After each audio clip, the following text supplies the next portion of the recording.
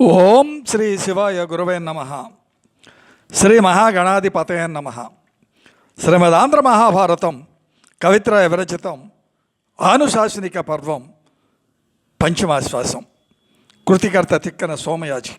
అమృతవర్షణ ధారావాహిక 355వ రోజు. తత్వదర్శిని కార్యక్రమానికి ఆధ్యాత్మిక ప్రవచకుల మీదికుండ చంద్రమౌళి రసజ్ఞులను ఆహ్వానిస్తూ, అయ్యా, నేటి వరకు మనం మానవ జీవన విధానంలో ఆశ్రమ ధర్మాలు, వర్ణాశ్రమ ధర్మాలు ఎలా ఉంటాయి, ఎలా పాటించాలి, వాటి యొక్క ప్రామాణికతలు ఎట్టివి, ఇవన్నీ ఉన్నాం. నియమానుసార ఆచరణ, ఆహారం వాక్కు ధర్మయుతంపై ఉండాలి. ఇది ప్రాణుల అన్నింటి కర్తవ్యం. ఎవరిని వారే ఉద్ధరించుకోవాలి, ఎవరిని ఉద్ధరింపజాలరు. స్వర్గవాసం ఒకవేళ లభించిన అది శాశ్వతం కాదయ్యా, తిరిగి జన్మ తప్పదు.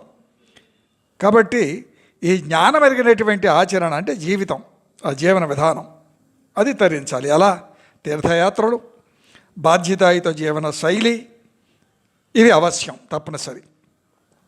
గృహస్థాశ్రమమే తక్కిన ఆశ్రమాలకు ఆలంబనగా ఉంటుంది. ఎందుకంటే అతిథి అభ్యాగతుల ఆదరించటం ఇక్కడే సాధ్యం. అలాగే జీవుడు తేలిగ్గా సులభంగా తరించగలగాలి అంటే నవవిధి భక్తి మార్గములలో శ్రవణం, కీర్తనం, ఋగ్వేద అనుసారంగా వినాలి. భారతం వినాలి, రామాయణం వినాలి, ప్రవచనాలు వినాలి. అలాగే కీర్తనం అసలు వింటే కదా తెలిసేది, తెలిస్తే కదా కీర్తించగలిగేది. అభిజాత్యాలు వినటం వల్ల ఏమవుతుంది, ఎవరి లోపాలు వాళ్ళకి తెలుస్తాయి. ఎలాగూ చదవలేం, ఆ లోపాలను సరిదిద్దుకుంటాం.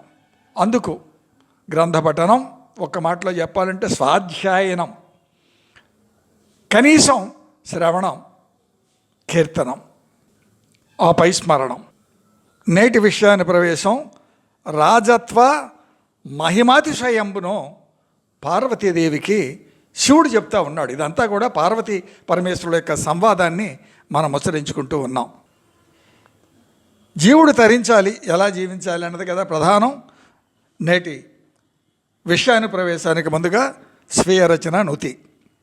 కామక్రోధములనంచి సత్వగుణ భరితుండైన జీవుడు అలరారు. సుమనస్కులు ధే సారనిధులై అవ్యక్తంబునుగాంచనించి మాయమర్మంబుల నెరింగి సృష్టి స్థితిలయములు బహు వీచికార్ణవ సముద్భవముల నియంచి. సృష్టి స్థితిలయములు బహు వీచికార్ణవ సముద్భవముల నియంచి మనంబును వటపత్రంబుగా చేయవలయు.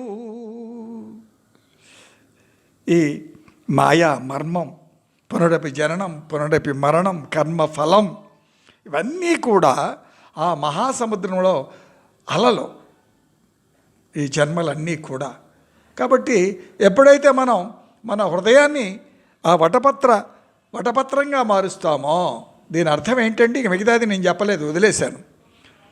ఏమవుతుంది, వటపత్ర షాయిని ఆహ్వానిస్తున్నాం, ఆయన వచ్చి శయనిస్తాడు మన హృదయ పీఠంలో. కాబట్టి కామక్రోధాదులను అణంచాలి, సత్వగుణాన్ని చేసుకోవాలి. అప్పుడు అదే వైష్ణవం అని శాస్త్ర నిర్దేశితం. అయ్యా, ఎలా చెప్తున్నారండి స్వామి? అధిక పుందపముననైనది రాజత్వమట్లుగావునా పేర్మినది శైల్లు జనములచే మృక్కొంగొనుటకు నిగ్రహంబునకు అనుగ్రహంబునకు శక్తుడైయుండునతడు. తదీయ సునీతియ వినుముదమున రాజు వినయపరుణం చేసి ఎల్ల జనంబు శిక్షించు. ఇంద్రియ జయమును అరివర్గ జయములంబడయు ఎరింగి యుపధా విశుద్ధుల నిడు అమాత్య పదవి అనురక్త సార వద్ఫలముం బ్రోచు హితవరుల మిత్రులు గంగొన ఇలకు మేలు నచ్చు దుర్గంబు రక్షించు కూర్చుధనము. చూడండి ఏం చెప్తున్నారో స్వామి.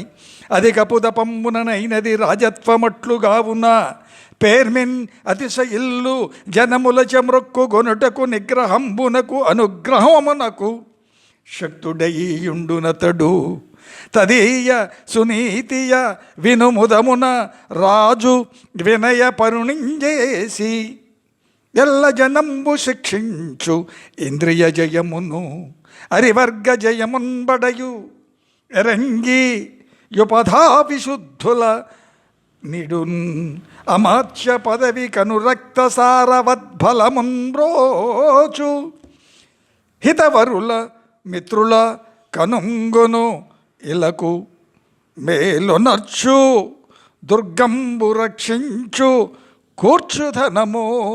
ఇలకు మేలునొచ్చారి అంటే చేసిన తపస్సుకు ఫలంగా రాజుగా జన్మిస్తాడు. అధిక పూతపంబునైనది రాజత్వమట్లుగావునా చేసిన తపస్సుకు ఫలంగా రాజుగా జన్మిస్తాడంటే పాలనా వ్యవస్థ ప్రాప్తిస్తుంది. రాజు గౌరవపాత్రుడై వెలుగొందవలే. జనులు వారి యొక్క నమస్కారములు అందుకొనడం, దండించటం, దయతో కాపాడటం వీటన్నిటికీ అర్హత కలిగినటువంటి వాడు రాజు మాత్రమే. రాజు ఆచరించే మంచి నీతి అణుకువగల వారిని తీర్చిదిద్ది ప్రజలందరినీ నీతి మార్గంలో నడిపిస్తుంది. ఒక్క రాజు అనుసరించే మార్గం ప్రజలను ఉద్ధరిస్తుంది. అందుకనే యథారాజా తథా ప్రజ. రాజుని అనుసరించే కదా పాలన, ఆ పాలనను అనుసరించే ప్రజలు పాలితులు ఉంటారు. ఆ నీతి వలననే రాజు ఇంద్రియ జయం శాస్త్రవ జయం పొందును. ఇంద్రియ జయం కామ క్రోధ లోభ మోహ మదమాశ్చర్యాలు అరిషడ్ వర్గాన్ని జయిస్తాడు. ముందు దశేంద్రియములను జయించితే దశరథుడవుతాడు లేదా దశకంఠుడవుతాడు. దశరథుడికి రావణుడికి హస్తిమ సగాంతర భేదం ఉన్నది, అది మనకు తెలుసు. కాబట్టి ఆలోచించి మరి గుణశీల పరీక్షలలో నెగ్గినటువంటి వారిని పవిత్రులను మంత్రి పదవులలో నియమించుకుంటాడు రాజు. అంటే మంత్రులకు శీలం ప్రధానం, లేకపోతే దేశాన్ని అమ్మేస్తారు. అటు పాకిస్తాన్కు ఇటు చైనాకు రోజు డబ్బాలు కొడుతూనే ఉంటారు. ఇక్కడ రాజ్యాంగం కానీ ఇక్కడ వ్యవస్థలు కానీ ఇక్కడ పాలన కానీ ఈ కుహనా లౌక్యాలకు నచ్చదు.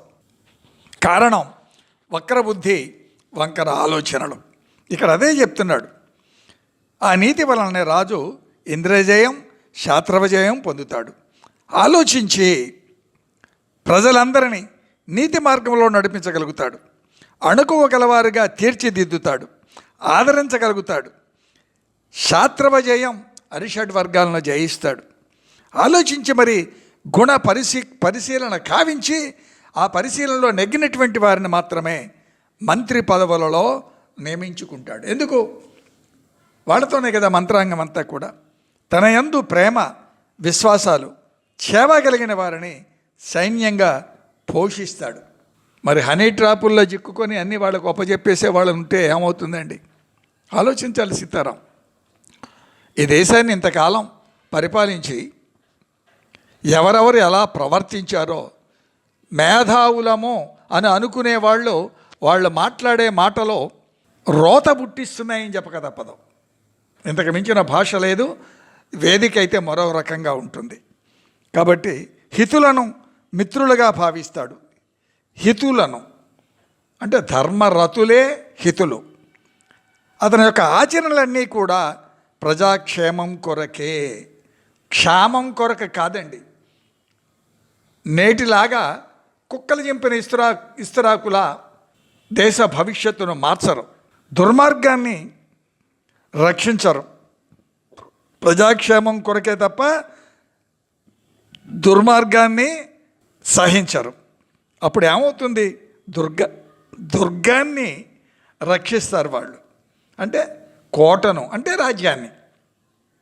ఇది రాజనీతి ధన ప్రాప్తినిస్తుంది. ధనమనగా ఐశ్వర్యము, నాశనము కానటువంటిదే ధనము, ఐశ్వర్యము, దాంతోపాటు ఆర్థిక పుష్టి. రాజులు ఇలా సప్తాంగ సంపన్నతను పొందవలే. సప్తాంగములు ఉంటాయట రాజుకి. ఏంటంటే అవి విశ్లేషణగా: 1 రాజు అంటే పాలనా వ్యవస్థ, 2 అమాత్యుడు మంత్రాంగం, 3 మిత్రులు హితైషులు, 4 బొక్కసం, విదేశాల్లో డబ్బును పంపడం కాదు, ఆ విదేశీ బ్యాంకులలో దోచుకున్నది దాచుకోవటం కాదండి, బొక్కసం. రాజ్యం సమస్త ప్రజల యొక్క మంచి చెడులను గమనించగలగటం, సమర్థవంతంగా పాలించగలగటం. దుర్గం కోట. సైన్యం అంటే స్వామ్యమాస్య సృహత్కోశ రాష్ట్ర దుర్గబలానిచ. అమరకోశం యొక్క వివరణను నేను ఇక్కడ మీకు ఉటంకించాను. అనవసర ఖర్చులు చేయరాదు, ఆర్భాటాలు. అవసరమైన ఖర్చులు మాత్రం మానరాదు. న్యాయ విచారణలో పక్షపాతములు ఉండరాదు. న్యాయ విచారణలో పక్షపాతములు, స్వయం ప్రతిపత్తి ఉండదండి ఎవరికి కూడా. ధర్మం అంతే, ఒక్క ధర్మానికే ఉంటుంది విచక్షణ జ్ఞానం, అంతే తప్ప వ్యవస్థలలో దూరి పరాయి దేశాలకు అమ్ముడుపోయి స్వార్థ ప్రయోజనాలతో మన ఇష్టం వచ్చిన రీతిలో వ్యవహరించటం మరో జన్మలో దారుణమైనటువంటి ఫలితాలు ఉంటాయి. ముందు ముందు మనకు ఏ జన్మలు ఎలా ఎందుకు ప్రాప్తిస్తాయో చాలా వివరంగా ఉన్నది, మనవి చేస్తాను. కాబట్టి చారులే రాజుకు కన్నులు. చారుచక్షుడు రాజు. సత్యవాక్ పరిపాలనయే పాలన. సత్యవాక్య పరిపాలన అదే పాలన కదా. ఆలోచించాలి. నేటి పాలనా వ్యవస్థలో ఎంతమంది ఎన్ని మెలికలకు పెడితే అంత మేధావి. మన కడుపులో ఏదో ఉద్దేశం ఉంటుంది, అమ్ముడుపోయినటువంటి మనస్తత్వం. ఇజాల గురించి మాట్లాడతాం, నిజాలైతే మాట్లాడం. కోవిళ్ళు సృష్టిస్తాం, ఇంకెయ్యో పురుగులు సృష్టిస్తాం. వచ్చేది ఆ జన్మే, దాన్ని సమర్థిస్తాం. నికృష్టమైన జన్మ వస్తుంది. ఆలోచించి మనకున్న తెలివిని గ్రాఫిక్స్ ద్వారా చిత్ర విచిత్రములు సృష్టించి మనకు ఎలా అనుకుంటే అలాగా మేము చాలా గొప్పగా ప్రవర్తిస్తున్నాం అనుకుంటున్నటువంటి ఓ మనిషి వినవయ్యా భారతం. అనవసర ఖర్చులు చేయరాదు, అవసరమైన ఖర్చు మానరాదు, న్యాయ విచారణలో పక్షపాతం ఉండరాదు. చారులే రాజుకు కన్నులు. సత్యవాక్ పరిపాలనయే పరిపాలన. ప్రయత్నపరుడై ఉండాలి. దేనికండి ప్రయత్నం? దోచుకో అంటానిక? దేనికి ప్రయత్నం? యత్న కార్య సిద్ధి. ఏమిటా కార్యం? ధర్మ కార్యము మాత్రమే, దానికి ప్రయత్నం. ప్రియభాషణ, ఎదుటి వాళ్ళని కటువుగా మాట్లాడి వ్యంగ్యంగా మాట్లాడి చాలా మేము మేధావులం అనుకొని ఎకిలి నవ్వులు నవ్వుతూ ఉంటారు చూసారా, వాళ్ళకి నమస్కారం. కారణం ఏంటంటే ఎదుటి వాళ్ళ యొక్క సంపూర్ణ పాప ఫలములను వీళ్ళు మూటగట్టుకుంటున్నారు. వీళ్ళు ఎవరినైతే దారుణంగా విమర్శిస్తున్నామని అనుకుంటున్నారో అతన్ని బాగు చేస్తున్నారు. తనకు తానుగా కయ్యమనకు కాళ్ళు దువ్వడం జ్ఞాని ఎప్పుడు కూడా. ధర్మయుద్ధంలో వెనుకడుగు వేయడు. ముందుగా మనం ఎవరిని కవ్వించాం, ఎవరన్నా వస్తే వదిలిపెట్టాం. పూర్వోక్తమైనటువంటి న్యాయ విరుద్ధ కార్యాలు నరక ప్రాప్తి కారకములు. ఏ నరకం ఎలా ఉంటుందో ఎందుకు వస్తుందో ముందు వస్తుంది మనకి. కాబట్టి భావశుద్ధి మన ఆలోచన విధానం శుద్ధంగా ఉండాలి, ధర్మబద్ధంగా ఉండాలి. చిత్తశుద్ధి ఆచరణాత్మకం. చిత్తమే కనుక ఇది చాలా శుద్ధిగా ఉండాలి. ఆ విధంగా భావశుద్ధి చిత్తశుద్ధితో ప్రజాపాలన. ఆ ప్రజాపాలన అనగానే పాలనా యంత్రాంగాన్ని ఎంచుకునే పాలితులు వీళ్ళు ఎలా ఉండాలి? వీళ్ళకి అక్కర్లేదా భావశుద్ధి చిత్తశుద్ధి? ఎవడో 200 ఇస్తే ఎవడ ₹1,00,000 మీకు ఇస్తామంటే వాడిని ఎన్నుకోవటమేనా? నీ సంప్రదాయాన్ని, నీ సంస్కృతిని, నీ ధర్మాన్ని తూట్లు పొడిచి చిల్లులు పొడుస్తున్నటువంటి వాళ్లకు అమ్ముడు పోవటమే భావశుద్ధి, చిత్తశుద్ధి అని అనిపించుకుంటుందా? ఓ మనిషి వినవయ్యా, భారతం ఐశ్వర్య కారకమయ్యా. ఇది ఐశ్వర్యం అనగా నస్వరము కానిది. వింటే ఏమవుతుంది? జ్ఞాన ప్రాప్తి, మరణానంతరం పుణ్యలోక ప్రాప్తి అని శివుడు పార్వతీదేవికి చెప్పాడు. ఇవన్నీ నా మాటలకు కాదండి. స్వస్య ప్రజాభ్య పరిపాలయంతాం న్యాయేన మార్గేణ మహిన్మహీష గోబ్రాహ్మణేభ్య శుభమస్తు నిత్యం లోకా సమస్త సుఖినో భవంతు. ఏతే సర్వం శ్రీ సీతారామచంద్రచరణారవిందార్పణమస్తు. ఓం శాంతి శాంతి శాంతి. అయ్యా శివాజ్ఞగా శ్రీ వెంకట రామనారాయణులకు సమర్పించబడుతున్న ఈ కార్యక్రమాన్ని వినమనవి, ఆదరించే ప్రార్థన. గడప లోపడకులం గడప దాడితే హిందువులం ధర్మో రక్షిత రక్షిత. ఆచరణతో ధర్మం రక్షించబడుతుంది, నినాదములతో కాదు సుమ. శ్రీ రామా ఛానల్ను సబ్స్క్రైబ్ చేయండి. మీ యొక్క అభిప్రాయాలను ఆ ఛానల్లోనే సమర్పించే ప్రార్థన. సీతారాం. హిందువుగా జీవించు, హిందువునని గర్వించు.